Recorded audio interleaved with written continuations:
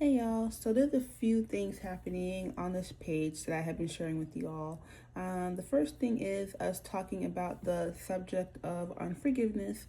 And then the other thing we have going on is a live series that is happening with my friend Joe and I on the topic of the love of Jesus and spiritual warfare. But today I'm here to continue the discussion on unforgiveness. So you may see videos being posted either in regards to the live series that we're doing or also for this Bible study that we're doing on unforgiveness. Now, when it comes to both of these topics, you'll either see a live stream or it may be a pre-recording. So I just want to let you guys know that in case you see two different things happening. Right now, what I'm doing is the topic of spiritual warfare. As some of you may know, starting in, I believe it was May, we did a series on peace and identity in Christ. Then we did identity and spiritual warfare.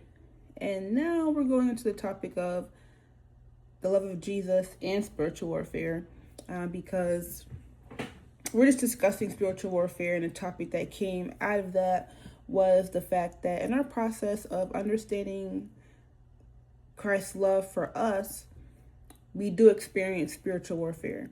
So there's a lot happening on this page. But today, if you see me by myself, it's because I'm talking about unforgiveness. So just so you all know that. So in my last video on forgiveness, I was telling you all that we will be coming from the chapter that we're coming from is Matthew 18, and we'll be going over Matthew 21 through 35.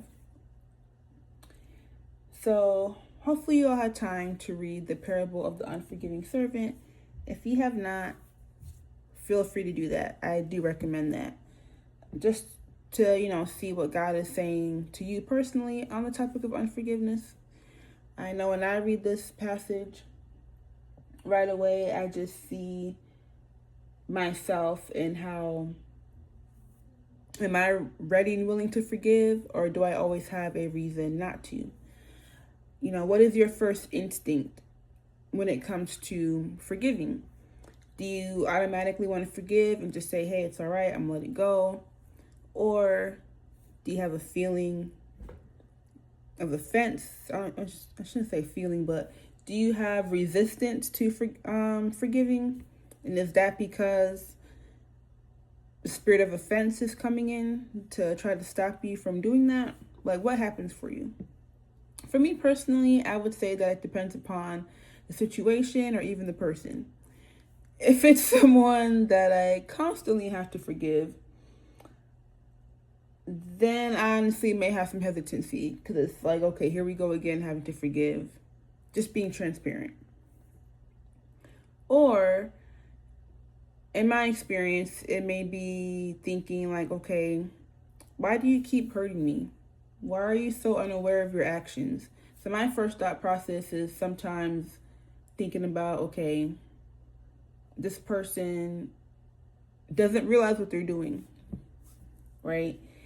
And that could be because that person has something that they're dealing with that they need to seek the Lord on, that they have yet to seek the Lord on. And then so you have to be the bigger person and walk in forgiveness. And now I'm going to read the first few verses.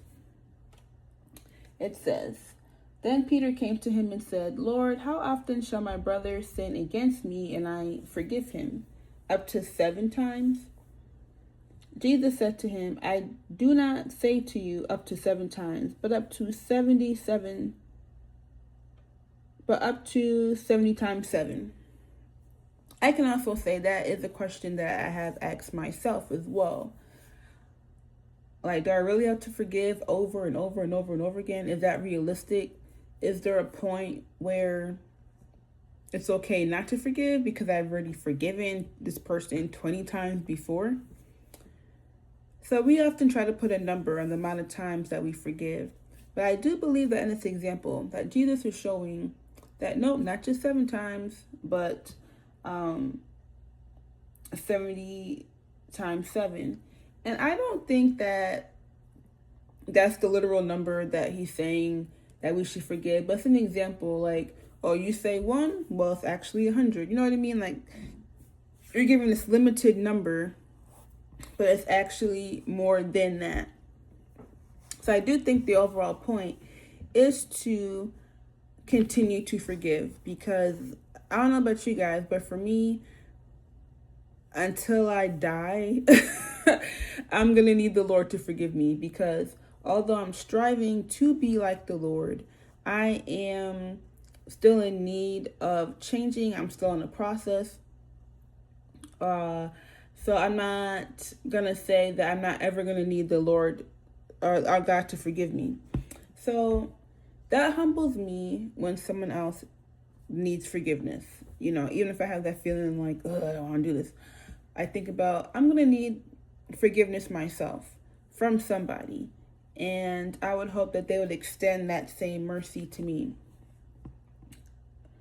So that's the first thing that came to mind for me, was just, thinking about how I have also asked the Lord how many times I should forgive. And he has told me, keep on forgiving.